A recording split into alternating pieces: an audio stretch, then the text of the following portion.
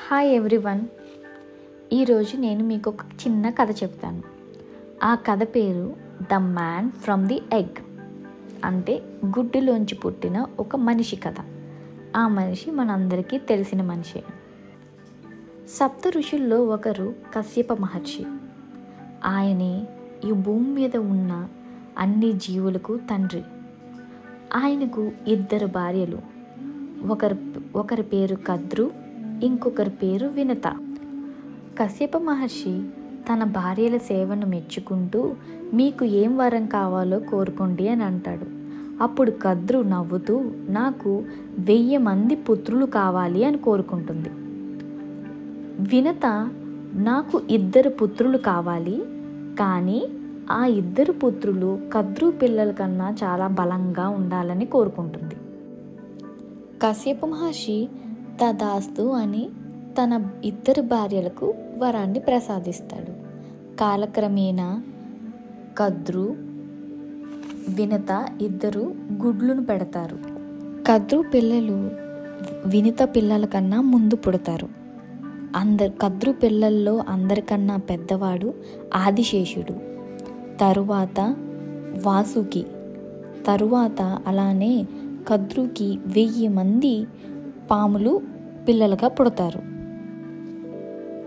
వినత తనకు ఎప్పుడు పిల్లలు పుడతారా అని ఎదురు చూస్తూ ఉంటుంది. అలా ఒకరోజు ఈ 2 సముద్రపు ఒడ్డున అలా నడుస్తూ ఉంటారు. అప్పుడు వినత సముద్రం నుంచి అప్పుడే 7 తలలు ఉన్న గుర్రం ఒకటి ఆకాశం వైపు ఎగరడం చూస్తుంది. వినత కద్రుని పిలిచి, కద్రు, ఆ గుర్రాన్ని చూడు, ఎంత అందంగా ఉందో, మంచులాగా ఎంత తెల్లగా ఎంత అందంగా ఉందో అని చెప్తుంది. కద్రు అటువైపు చూసేసరికి ఆ గుర్రం అలా ఆకాశంలోకి ఎగిరిపోతుంది. అప్పుడు కద్రు, వినత, గుర్రము తెల్లగా లేదు, దాని తోక నల్లగా ఉంది అని అంటది. కానీ వినత దానికి ఒప్పుకోదు. వినత అసలు ఆ గుర్రం ఎక్కడా నల్లగా లేదు, చాలా తెల్లగా అందంగా ఉంది అని చెప్తుంది. కానీ కద్రు నో, కాదు, దానికి తోక నల్లగా ఉంది అని చెప్తుంది.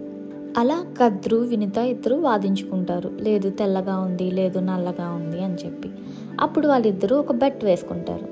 ఏంటంటే, రేపు ఇదే టైంకు మళ్ళీ వచ్చి చూద్దాము, తోక నల్లగా ఉందో తెల్లగా ఉందో అని బెట్ వేసుకుంటారు. ఒకవేళ ఆహా గుర్రం యొక్క తోక నల్లగా ఉంటే వినత కద్రుకి జీవితాంతం సర్వెంట్గా ఉంటుంది. అదే తెల్లగా ఉంటే కద్రు వినతకి జీవితాంతం సర్వెంట్గా ఉంటుంది. అలా వాళ్ళిద్దరూ బెట్ వేసుకుంటారు.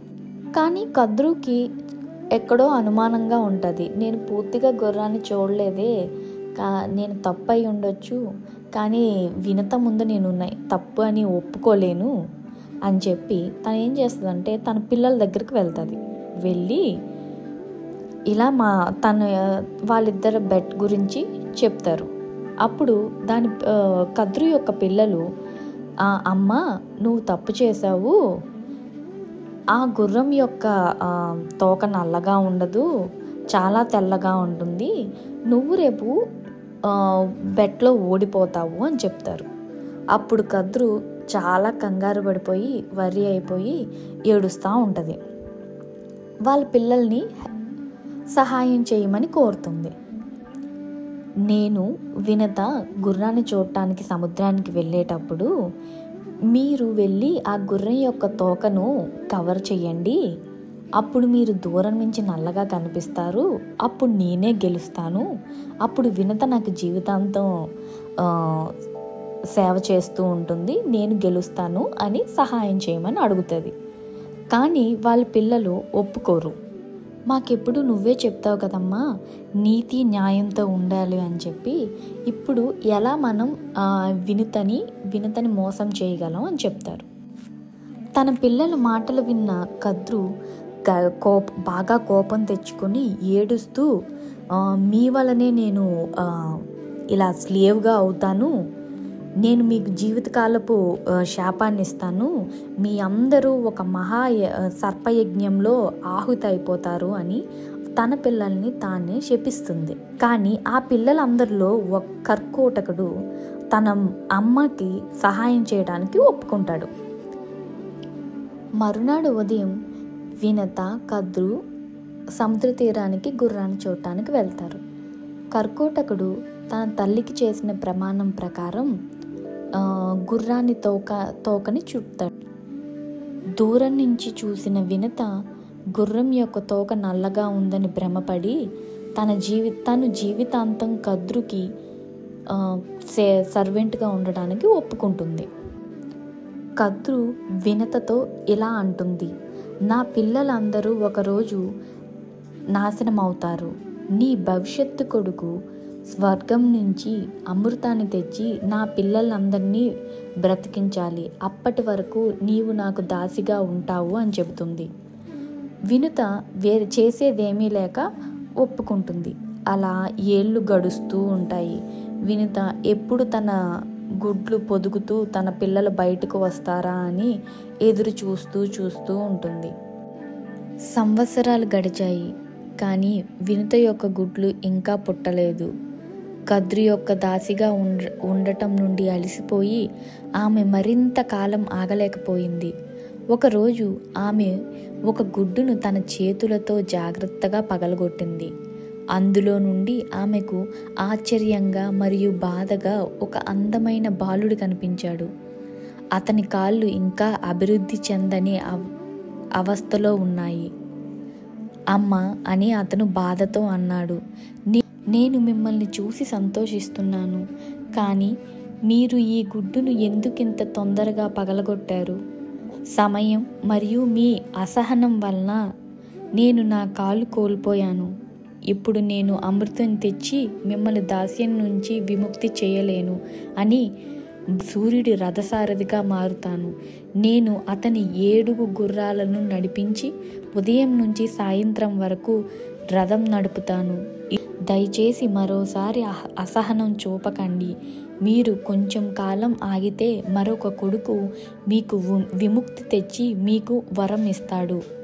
అరుణ తన తల్లిని వదిలి తన విధిని సూర్యుడి రథసారథిగా నిర్వర్తించడానికి వెళ్ళాడు. ఈ సంఘటన తర్వాత వినత 2వ గుడ్డును ఎంతో శ్రద్ధగా సంరక్షించింది. సంవత్సరాలు గడిచాయి. చివరకు ఒకరోజు ఆ గుడ్డు పగిలి బలమైన రెక్కలు, పక్షి ముఖం కలిగిన ఒక బలవంతమైన పురుషుడు దాని నుండి బయటకు వచ్చాడు. అమ్మ, నేను వచ్చేశాను అని అతను ప్రకటించాడు. మీ ఓపిక వల్ల నేను బలంగా మారాను మరియు ఏ చోటకైనా ఎగిరి వెళ్ళగలను. నేనే గరుడను. నేను విష్ణువు మరియు ఆయన సహచరి లక్ష్మీల ప్రధాన వాహనంగా ఉంటాను. నేను మీ దాస్యం నుంచి విముక్తి చేస్తాను అని హామీ ఇచ్చాడు. కథ ఎలా అనిపించింది? ఆ గుడ్డులోంచి పుట్టిన మనిషి ఇంకెవరో కాదు, గరుత్మంతుడు. మీ అందరికీ ఈ కథ నచ్చింది అనుకుంటాను. తరువాత భాగంలో గరుత్మంతుడు విష్ణుమూర్తితో పోరాడి అమృతాన్ని తన తల్లికి ఎలా తెచ్చి ఇస్తాడు అనేది తెలుసుకుందాం. ఇంతటితో సమాప్తం.